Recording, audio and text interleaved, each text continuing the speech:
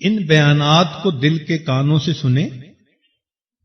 جو پوائنٹس لکھ سکتی ہیں نوجوان بچیاں وہ اس کو قلم بند کریں.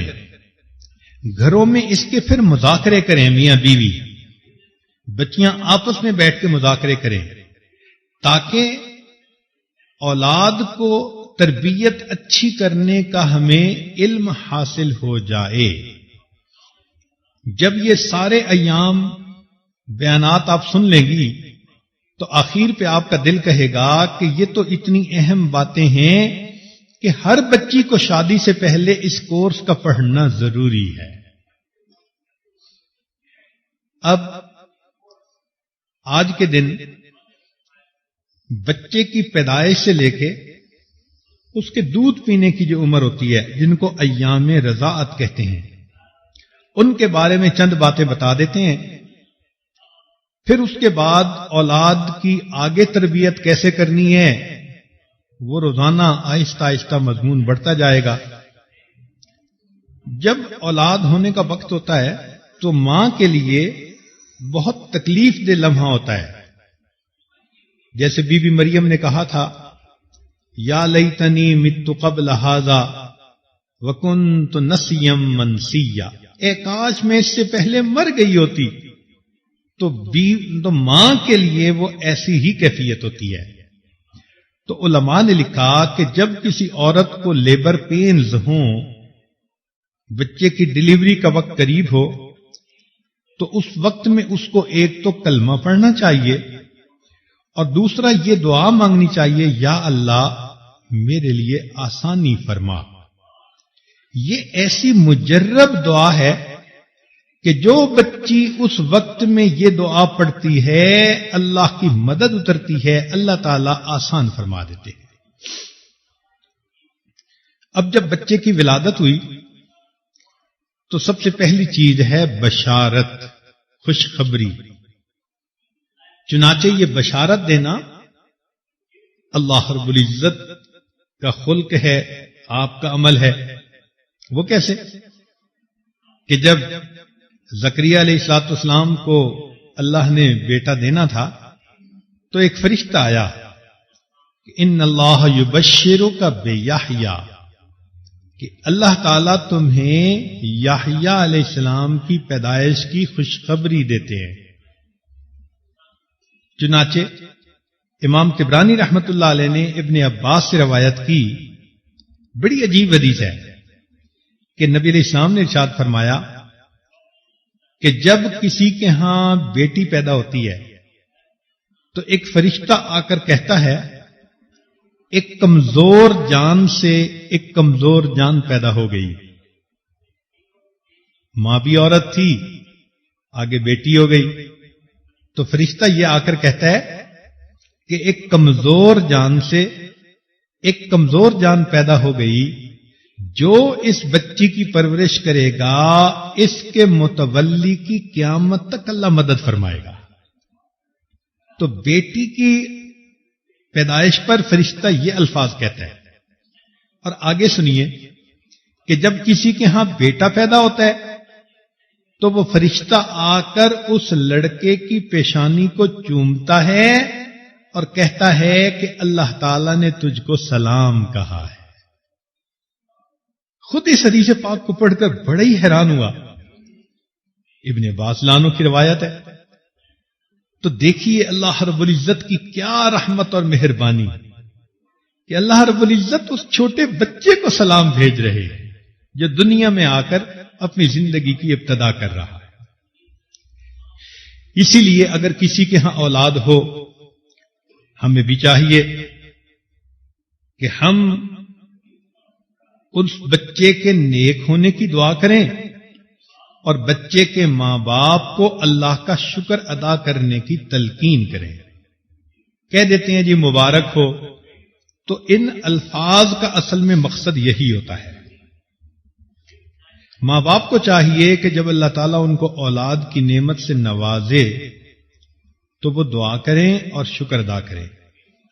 چنانچہ ایک حدیث پاک میں آتا ہے کہ جب کسی کو اولاد کی خوشخبری ملے تو چاہیے کہ وہ کہے ماشاء اللہ لا قوت الا باللہ، ان الفاظ کے کہنے پر اللہ اس بچے کو ہر آفت اور مصیبت سے محفوظ فرمائیں گے۔ اب دیکھیے کتنے لوگوں کو اولاد ملی، لیکن حدیث مبارکہ میں بتائے گئے یہ الفاظ کم ہی لوگوں نے کہے ہوں گے۔ تو یہ چیزیں ہمیں سیکھنی ہے کہ جب بھی بچے کی خوشخبری ماں باپ کو ملے تو کیا کہیں؟ ماشاء اللہ، لا قوت الا باللہ۔ ان الفاظ کے کہنے پر اللہ تعالیٰ اس بچے کو شیطان کے حملوں سے ہمیشہ محفوظ فرمائیں گے۔ پھر بچے کی جب ولادت ہو تو ایک کام ہوتا ہے اس کے دائیں کان میں اذان کہنا اور بائیں میں اقامت کہنا۔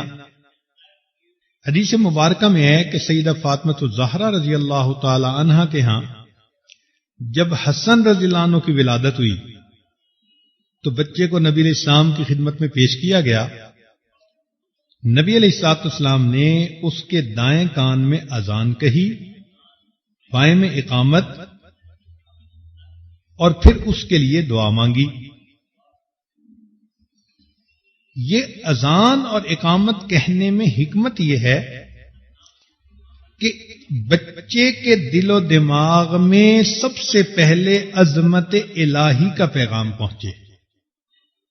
شاہ ولی اللہ محمد دہلوی رحمۃ اللہ فرماتے ہیں کہ ایک حکمت اس میں یہ بھی ہے کہ چونکہ اذان کے الفاظ سن کر شیطان بھاگ جاتا ہے، حدیث پاک سے ثابت ہے، تو جب بچے کے کان میں اذان کہی جاتی ہے تو بچہ اس شیطان سے محفوظ ہو جاتا ہے اور شیطان اس سے دور بھاگ جاتا ہے۔ پھر ایک کام کرنا ہوتا ہے جو سنت ہے کہ تحنیک کرنا۔ تحنیک یہ ہے کہ اسماء رضی اللہ تعالی عنہا ہجرت کر کے جب مدینہ طیبہ پہنچی تو وہ اس وقت حاملہ تھیں۔ قباء کے مقام پر پہنچی تو ان کے ہاں بیٹا ہوا جس کا نام انہوں نے عبداللہ رکھا، اور یہ بچہ عبداللہ ابن زبیر کہلایا۔ یہ مسلمان مہاجرین کے ہاں پہلا بچہ تھا جو مدینہ میں پیدا ہوا، اور مسلمانوں کو اس کی پیدائش پر بڑی خوشی تھی۔ وہ اس لیے کہ یہود یہ کہتے تھے کہ ان مسلمانوں نے اپنے پرانے دین کو چھوڑ دیا، اب ان کی آگے نسل ہی نہیں چلے گی۔ تو جب اللہ رب العزت نے مسلمانوں کو اس بیٹے سے نوازا تو خوشی اور بڑھ گئی۔ چنانچہ اسماء رضی اللہ تعالی عنہا بیٹے کو نبی علیہ السلام کی خدمت میں لے کر آئیں۔ نبی علیہ السلام نے بچے کو اپنے گود میں لیا اور ایک نرم کھجور آپ نے منگوائی اور اپنے منہ میں اس کو آپ نے چبایا۔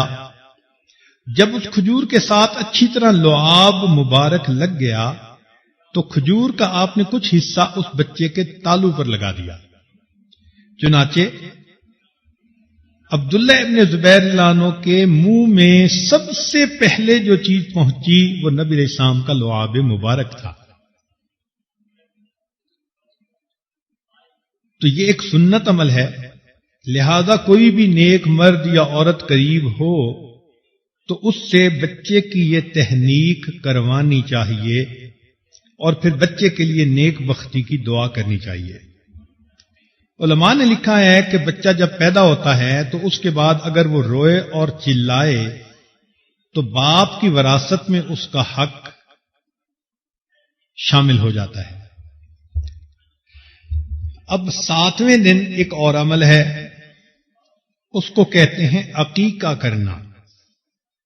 عقیقہ یہ ہے کہ بیٹا اگر پیدا ہوا تو 2 بکرے، بیٹی پیدا ہوئی تو 1 بکرا، یہ ذبح کیا جائے اور پھر عزیز اقارب رشتہ داروں کو دعوت پر بلایا جائے اور ان کو کھلایا جائے۔ یہ عقیقہ کرنا اہم ہے۔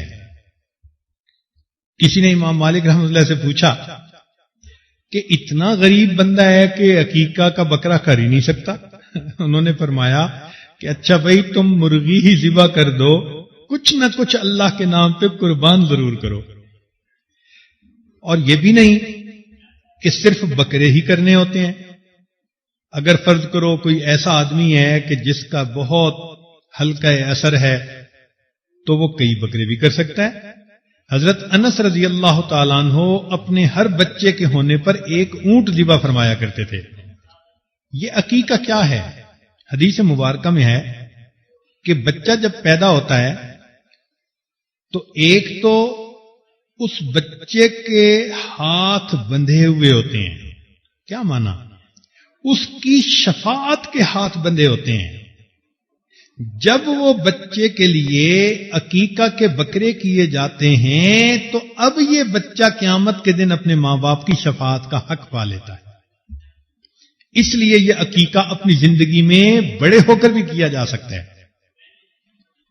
کہ عقیقہ کرنے سے بچے کو ماں باپ کی شفاعت کا حق مل گیا. حضرت شاہ ولی اللہ محمد دہلوی رحمۃ اللہ فرماتے ہیں کہ اصل میں ان جانوروں کو قربان کرنے سے ابراہیمی سنت کو یاد کرنا مقصود تھا. اور ساتھ یہ بھی فرماتے ہیں کہ عقیقہ کرنا اصل میں دوست احباب کو بچے کی اطلاع دینے کا بہترین طریقہ ہے. اب فرض کرو کوئی عقیقہ نہ کرے تو اس کو تو ہر ایک کو بتانا پڑے گا نا کہ جی میرا بیٹا ہوا، میری بیٹی ہوئی. تو شریعت نے کہا کہ تم جو ایک ایک کو بتاتے پھرو گے اس سے بہتر ہے کہ ایک دن سب رشتہ داروں کو مدعو کر لو، وہ بھی تمہاری خوشی میں شریک ہو جائیں اور وہ بھی بچے کے لیے نیک بختی کی دعا دیں. لیکن ذہن میں ایک سوال پیدا ہوتا ہے کہ 7ویں دن عقیقہ کیوں کیا گیا؟ اسی دن کر لیتے. تو شاہ ولی اللہ محمد دہلوی رحمۃ اللہ فرماتے ہیں کہ پیدائش کے دن تو ماں باپ بچے کی پیدائش کے بعد سنبھالنے کے عمل میں مشغول ہوتے ہیں. ان کو وقت چاہیے کہ وہ جانور ڈھونڈیں، اس کا انتظام کریں، رشتہ داروں کو بلائیں، پھر مہمان نوازی کریں. تو شریعت نے یہ 7 دن کا مناسب وقفہ دے دیا کہ تاکہ اس میں تم اپنی حیثیت کے مطابق عقیقہ کا انتظام کر لو اور اپنے رشتہ داروں کو اس کے لیے بلا لو. 7ویں دن عقیقہ کے ساتھ ایک کام اور کرنا ہوتا ہے کہ بچے کے سر کے بال منڈوا دینا، صاف کروا دینا. چنانچہ سیدہ فاطمہ الزہرا رضی اللہ تعالی عنہا، ان کے ہاں جب حضرت حسن اللہ عنہ کی ولادت ہوئی یا سیدنا حسین اللہ عنہ کی ولادت ہوئی تو انہوں نے 7ویں دن ان بچوں کے بال سر کے صاف کروائے اور بالوں کے وزن کے برابر چاندی اللہ کے راستے میں صدقہ کر دی. یہ عمل اس لیے ہوتا ہے کہ اب تک یہ بچہ ماں کے پیٹ میں تھا، اب طفولیت کی عمر شروع ہوئی، لہذا بال جو جسم سے ہٹائے جاتے ہیں اس کے بقدر اللہ کے راستے میں صدقہ کر دیا جاتا ہے. تیسرا عمل ہوتا ہے 7ویں دن اس بچے کا نام رکھنا. نام رکھنے میں 3 باتوں کا خیال رکھنا چاہیے. ایک تو نام زبان پر آسان ہو، لینا آسان ہو، پکارنا آسان ہو. کئی مرتبہ لوگ ایسے نام رکھ دیتے ہیں کہ لوگوں کے لیے نام پکارنا ہی مشکل ہو جاتا ہے، وہ نام بگاڑ کے لیتے ہیں لوگ. تو نام میں ایک بات کہ وہ زبان پر آسان ہو، دوسرا اس کے معنی اچھے ہوں. ایسے بے معنی لفظ یا برے معنی والے الفاظ، ایسے ناموں کو نبی علیہ السلام نے ناپسند فرمایا. چنانچہ جب بھی کوئی ایسا بچہ ہوتا تھا کہ جو نام ایسا ہوتا جو ناپسندیدہ، تو نبی علیہ السلام اس شخص کا نام بدل کے اچھا نام رکھ دیا کرتے تھے. تو نام میں 3 باتیں، زبان پر آسان، معنی اچھے ہوں، اور تیسرا اس نام کی نسبت اچھی ہو. انبیاء کرام کے ساتھ نسبت ہو، صحابہ کے ساتھ، اولیاء کے ساتھ، دین کے ساتھ، نبی علیہ السلام کے ساتھ، اللہ کے ساتھ. اسی حدیث پاک میں آتا ہے کہ اللہ تعالیٰ کو سب سے زیادہ پسندیدہ نام عبداللہ ہے، اللہ سے نسبت، اللہ کا بندہ، اور عبد الرحمن، رحمان کا بندہ. اسی طرح محمد اور احمد بھی نام رکھا جا سکتا ہے. ایک حدیث مبارکہ میں ہے کہ جس گھر میں کسی بچے کا نام محمد ہو اللہ تعالیٰ اس گھر والوں کو فاقہ کے عذاب میں مبتلا نہیں فرماتے. ہمارے اکابر میں یہ محمد کا نام رکھنا اتنا پسندیدہ تھا. امام غزالی رحمت اللہ علیہ 7 پشتوں تک، یعنی اوپر کے دادا کا نام بھی محمد، پھر ان کے بیٹے کا نام محمد، پھر ان کے بیٹے کا 7 نسل تک نام محمد چلا کرتا تھا. بچے کی کنیت بھی بچے کی وجہ سے رکھی جا سکتی ہے، باپ کی. جیسے ہم ابو داود، تو بچے کے نام پہ باپ بھی اپنی کنیت کو رکھ سکتا ہے. جیسے کسی ماں کا بیٹا محمد ہو تو وہ ام محمد کہلائے. تو یہ 7ویں دن 3 کام کیے. عقیقہ ہوا، بال منڈوائے، نام رکھا، اور ایک چیز یہ کہ اگر وہ بیٹا ہے تو اس کے ختنے کروانا. حدیث مبارکہ میں ہے کہ چند چیزیں فطرت میں ہیں: کلی کرنا، ناک میں پانی ڈالنا، مونچھیں کٹوانا، مسواک کرنا، ناخن کٹوانا، بغل کے بال صاف کرنا، زیر ناف بال صاف کرنا، اور لڑکوں کا ختنہ کروانا. ایک حدیث مبارک میں ہے کہ 4 چیزیں سنن المرسلین ہیں، یعنی تمام رسولوں کی سنت ہے، کامن سنت ہے. ان میں سے ایک خوشبو لگانا، دوسرا مسواک کرنا، تیسرا ختنہ کرانا، اور چوتھا نکاح کرنا. اب 7ویں دن جب یہ اعمال ہو گئے تو اب اس بچے کو 2 سال تک دودھ پلانا یہ اس کی ماں کی ذمہ داری ہوتی ہے. ماں کا دودھ بچے کے لیے انتہائی ضروری ہوتا ہے. اس کی اہمیت کا اندازہ اس سے لگائیے کہ نبی علیہ الصلوۃ والسلام کے پاس ایک عورت آئی جو زنا کی مرتکب ہوئی تھی. اس کا بچہ ہوا. اس نے نبی علیہ السلام کے سامنے اقرار کیا کہ میں اس گناہ کی مرتکب ہوئی. تو نبی علیہ الصلوۃ والسلام نے حد کا جاری کرنا اس کو مؤخر فرمایا. اس کو کہا کہ جاؤ اور بچے کو دودھ پلاؤ. جب 2 سال اس نے دودھ پلایا اور واپس آئی تو بچے کے ہاتھ میں روٹی کا ٹکڑا تھا. تب نبی علیہ الصلوۃ والسلام نے حد جاری فرمایا. یعنی بچے کو دودھ پلانا اتنا اہم کام ہے کہ اللہ کا حکم ہے حد جاری کرنا، اس کو بھی اس کی خاطر 2 سال مؤخر کر دیا گیا. آج کل کی نوجوان بچیاں بچوں کو دودھ پلانے سے گھبراتی ہیں، حالانکہ اس میں بچے کا بھی فائدہ اور ماں کا بھی فائدہ. بچے کا فائدہ تو یہ کہ ماں کا دودھ بچے کے جسم کی ریکوائرمنٹس کے بالکل مطابق ہوتا ہے. اس کی نیوٹریشن بچے کی ضرورت کے بالکل مطابق ہوتی ہے. اس بچے کو اگر گائے کا دودھ پلا دو تو پیٹ خراب، بھینس کا پلا دو تو اور زیادہ خراب. لوگ بکری کا دودھ پتلا کر کے پلاتے ہیں، لیکن سب سے بہترین تو یہ کہ اس کو ماں دودھ پلائے. پھر اس دودھ کی خوبی یہ ہوتی ہے کہ ماں کا دودھ نہ گرم ہوتا ہے نہ بہت یخ ٹھنڈا ہوتا ہے، ایک نارمل ٹیمپریچر. اور اللہ کی شان دیکھو کہ ہر وقت بچے کو دستیاب. پہاڑ پہ ہے اگر کوئی ماں تو وہاں بچے کے لیے دودھ موجود، زمین کی پستیوں میں ہے تو وہاں دودھ موجود. جو بچیاں اپنے اولاد کو ڈبوں کے دودھ پلاتی ہیں، کئی مرتبہ دیکھا گھر میں پریشان بیٹھی ہوتی ہیں، جی ڈبے کا دودھ ملتا نہیں، بچہ رو رہا ہے. تو بھائی اللہ نے بچے کے لیے جو ایک طریقہ کار بنایا تھا اسی پر ہی عمل کر لیتے. بچے کے تو یہ فائدے ہوئے. اور ماں کا فائدہ یہ کہ جو عورتیں اپنے بچوں کو دودھ پلاتی ہیں ڈاکٹروں کے مطابق ان کو چھاتی کا کینسر نہیں ہوتا. اور دوسری بات کہ وہ موٹاپے سے محفوظ رہتی ہیں. لہذا جو عورتیں اپنے بچوں کو دودھ پلائیں گی، کیونکہ ولادت کے بعد عورت کے جو ہے نا جسم کے اندر موٹاپا حاصل کرنے کا رجحان بڑھ جاتا ہے، تو اگر وہ اپنے بچے کو دودھ پلائے تو جسم کا موٹاپا اس سے ختم ہو جاتا ہے. اور ایک سب سے اعلی چیز کہ دودھ پلانے سے بچے کے دل میں ماں کی محبت پیدا ہوتی ہے اور ماں کے دل میں اولاد کی محبت پیدا ہوتی ہے. یہ ڈبوں کے دودھ سے چیز نہیں ملتی. اکبر الہ آبادی نے یہی تو کہا تھا کہ بچے میں ماں باپ کے اتوار کی بو کیسے آئے، انہوں نے تو ڈبوں کا دودھ پیا ہوا ہے. تو ماں کا دودھ پینے سے بچے کے دل میں ماں کی محبت اور ماں کے دل میں بچے کی محبت، یہ محبت کا رشتہ بہت محبوب ہے. اس لیے شریعت نے کہا کہ ماں اپنی اولاد کو 2 سال تک دودھ پلائے.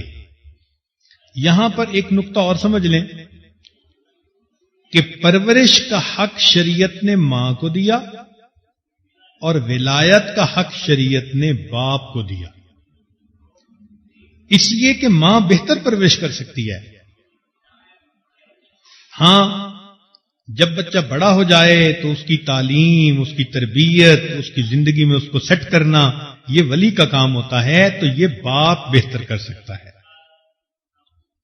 تو اس لیے اگر بچے کو شروع سے ہی اسلامی تعلیمات کے مطابق ہینڈل کیا جائے تو بچہ شروع سے ہی اپنے دل میں نیک جذبات حاصل کر لیتا ہے اور وہ نیکوکاری کی زندگی گزارتا ہے. عام طور پر اولاد کے بگڑنے کا سبب ماں باپ کی غفلت. اس کی 2 وجوہات ہوتی ہیں. یا تو ماں باپ نے غفلت کی وجہ سے بچے کو وقت نہیں دیا ہوتا، یا پھر ماں باپ کو پتہ ہی نہیں ہوتا کہ بچے کی تربیت کرنی کیسے ہے. آج کل ہمارے ماحول میں یہ بنیادی ریزن ہے کہ بچیاں ماں بن جاتی ہیں مگر ان کو یہ پتہ نہیں ہوتا کہ ماں کی ذمہ داری کیا ہوتی ہے. وہ اپنے عقل کے مطابق، تجربے کے مطابق، سنی سنائی باتوں کے مطابق اس بچے کو ہینڈل کر رہی ہوتی ہیں. تو جو تو سمجھدار ہوئیں، بردبار طبیعت والی ہوئیں، انہوں نے بچوں کو ذرا اچھی پرورش دے دی، اور جس کے طبیعت میں غصہ زیادہ ہے اس نے بات بات پہ بچے کو جھڑکی دی، کوسنے دیے، بددعائیں دی، بنانے کی بجائے اپنی اولاد کو الٹا بگاڑ دیا. تو اس لیے اولاد کی تربیت کا یہ مضمون ہر عورت کے لیے پڑھنا، سیکھنا ضروری ہے اور اس کی اہمیت کا جاننا ضروری ہے. یہ پوائنٹ ذہن میں رکھیں کہ اگر ہم نے اولاد کو نیک بنانے کی کوشش نہ کی تو یہ اولاد بڑے ہو کر ہمارے لیے وبال جان بنے گی. اس لیے علماء نے لکھا ہے کہ جوان ہونے کے بعد اولاد یا ماں باپ کی دوست ہوتی ہے یا ماں باپ کی دشمن ہوتی ہے. اگر تو نیکی پر آ گئے تو ماں باپ کے دوست، اور اگر بگڑ گئے تو ماں باپ کے دشمن. چنانچہ ہم نے دیکھا بگڑے ہوئے بچے ماں باپ کے لیے سہانے روح بن جاتے ہیں، ماں باپ کا جینا حرام کر دیتے ہیں. ایک مرتبہ مجھے بیرون ملک میں ایک عورت نے فون کیا، کہنے لگی جی دعا کرو اللہ تعالیٰ میرے بیٹے کو ہدایت دے. میرے بیٹے نے اپنے پسند کی شادی کی اور وہ مجھے ملنے ہی نہیں آتا، اور مجھے اس وقت 8 مہینے ہو گئے بیٹے کا چہرہ دیکھے. آج میں نے اسے فون کیا کہ بیٹے ایک دفعہ آ کے مل تو جاؤ. تو بیٹے نے آگے سے جواب دیا کہ تم کتیا ہو، بھونکتی رہتی ہو، مجھے آئندہ اپنے پاس آنے کی بات مت کرنا. اب سوچئے کہ بیرون ملک میں اپنے بچوں کو پالا اور دین سکھانے کی بجائے وہی مغربیت کی زندگی ان کو سکھائی، تو نتیجہ یہ ملا کہ اب یہ بچہ جوان ہو کر اپنی ماں کو کتیا کہہ رہا ہے. کتابوں میں ایک واقعہ لکھا ہے کہ چند بچے دیہات میں کھیل رہے تھے اور بوڑھا باپ بیمار تھا، بستر پہ لیٹا ہوا تھا. وہ بار بار اپنے بیٹے کو کہہ رہا تھا کہ بچہ مجھے پیاس لگی ہے، پانی پلا دو، اور بچہ کھیلنے میں مست تھا. حتیٰ کہ جب بار بار باپ نے کہا تو وہ لڑکا اپنے دوستوں سے ہٹا اور اس نے اپنا جوتا اٹھایا اور قریب جوہر کا پانی جوتے کے اندر بھرا اور باپ کے منہ میں آ کر انڈیل دیا. جب نافرمان اولاد ہوتی ہے، بگڑتی ہے، تو پھر ماں باپ کے ساتھ یہ سلوک کرتی ہے. اس لیے کہتے ہیں کہ یتیم وہ نہیں ہوتا کہ جس کا باپ فوت ہو جائے. یتیم وہ ہوتا ہے کہ جس کے باپ کے پاس فرصت نہ ہو اور اس کی ماں کے پاس اہلیت نہ ہو، وہ یتیم ہوتا ہے. ماں نہ اہل ہے، تربیت کرنے کے قابل نہیں، لکھی پڑھی نہیں، خود تربیت یافتہ نہیں، تو ماں نہ اہل ہو اور باپ کو کاروبار سے فرصت ہی نہ ملے، تو ایسے بچے کو حقیقت میں یتیم کہا جاتا ہے. ہمیں چاہیے کہ ہم اپنی اولاد کی نیکی اور تربیت کے لیے بہت کوشش کریں، ورنہ قیامت کے دن یہ اولاد انسان کو اللہ رب العزت کی عدالت کے کٹہرے میں کھڑا کرے گی. یہ بات چھوٹی نہیں ہے. قرآن مجید میں اس کا ثبوت ملتا ہے. قیامت کا دن ہوگا، اللہ تعالیٰ ایسی نافرمان اولاد سے پوچھیں گے تم کیوں نہیں نیک بنے؟ تو اولاد سارا کا سارا ملبہ ماں باپ پہ ڈال دے گی. اے اللہ، انہوں نے ہمیں بگاڑا، انہوں نے ہمیں دنیا دار بننے کے لیے کہا، ڈاکٹر بنو، انجینئر بنو، پائلٹ بنو، اللہ ہم بن گئے. انہوں نے دین کے لیے کبھی کہا ہی نہیں تھا، ہم نے دین کی طرف توجہ ہی نہیں دی تھی. چنانچہ مفسرین نے اس آیت کے تحت لکھا ہے کہ ربنا انا اطعنا سادتنا وکبراءنا فاضلونا السبیل. اے اللہ، ہم نے تو اپنے بڑوں کی اتباع کی، ان کی بات مانی. فاضلونا السبیل، انہوں نے ہمیں راستے سے بھٹکایا. انہوں نے کہا تم چارٹرڈ اکاؤنٹنٹ بن جاؤ، ہم بن گئے. انہوں نے کہا تم MBA کر کے دکھاؤ، ہم نے دکھا دیا. ہم ڈاکٹر بنے، فلاں بنے. انہوں نے دنیا کا گول آبجیکٹو دیا، ہم نے پورا کر دکھایا. انہوں نے تو دین کی طرف کبھی ہمیں متوجہ ہی نہیں کیا تھا. انا اطعنا سادتنا وکبراءنا فاضلونا السبیل. اللہ، انہوں نے ہمیں گمراہ کیا. ربنا آتہم ضعفین من العذاب. اے اللہ، ان کو دگنا عذاب دیجئے. ولعنہم لعنا کبیرا، اور اللہ ان پر لعنتوں کی بارش کر دیجیے. تو مفسرین نے اس میں ماتحتوں کے ساتھ اولاد کو بھی شامل کیا ہے کہ اولاد بھی ماں باپ کے خلاف یہی الفاظ کہے گی. اب سوچئے، جن کو آپ اتنی محبت سے پالتی ہیں، اتنی محبت کے لقمے ان کے منہ میں دیتی ہیں، کل یہی اولاد اگر اللہ کے سامنے یہ کہہ رہی ہو کہ اے اللہ، میری اس ماں اور میرے باپ کو بھی جہنم بھیجو، اور یہ ساتھ لے کے جہنم میں جائیں، تو پھر ہمارے لیے آخرت کا کیا معاملہ بنا. اس لیے اولاد کو نیک بنانے کے لیے اپنی ذمہ داری کو پورا کر لیجئے اور اللہ سے دعا مانگیے اللہ تعالیٰ اولاد کو نیک بنا دیں. جہاں ایک خوشی اللہ نے دی اولاد والی، وہاں اس سے بڑھ کر دوسری خوشی اولاد کا نیک بنانا، وہ بھی اللہ عطا فرما دیں تاکہ ماں باپ کی آنکھیں ٹھنڈی ہوں.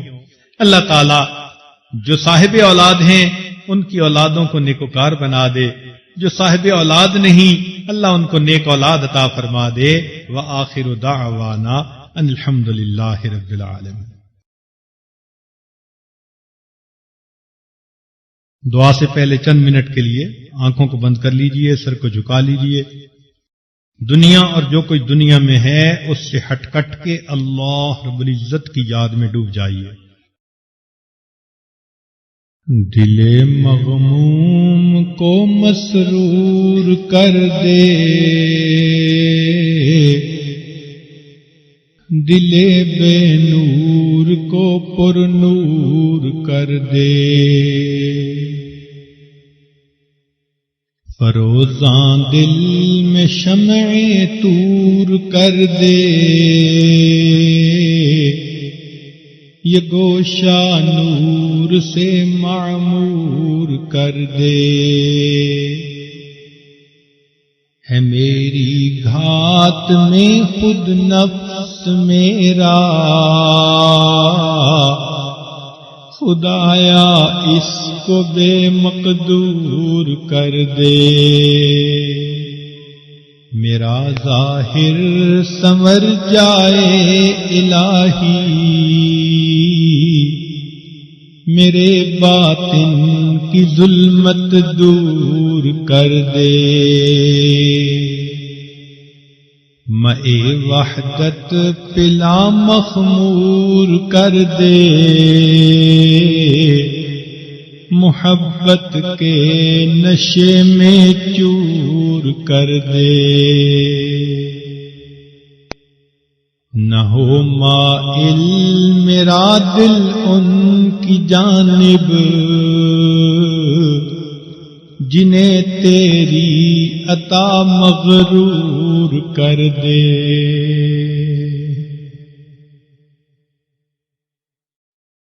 لا الہ الا اللہ محمد رسول اللہ۔ سبحان ربی الوہاب۔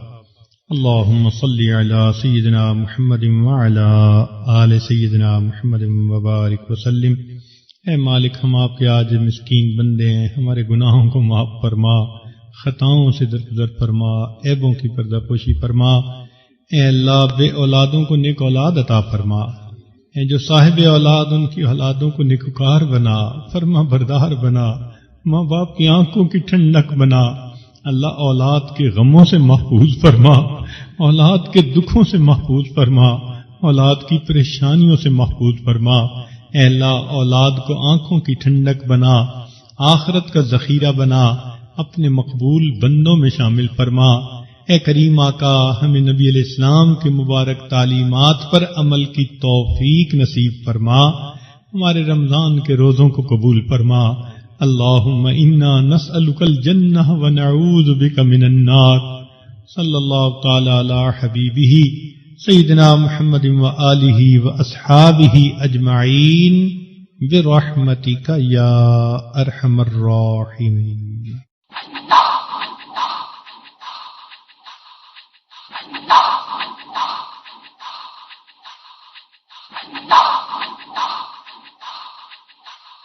واللہ ما طلعت شمس ولا غربت الا وانت فی قلبی ووسواسی، ولا جلست الى قوم احدثهم۔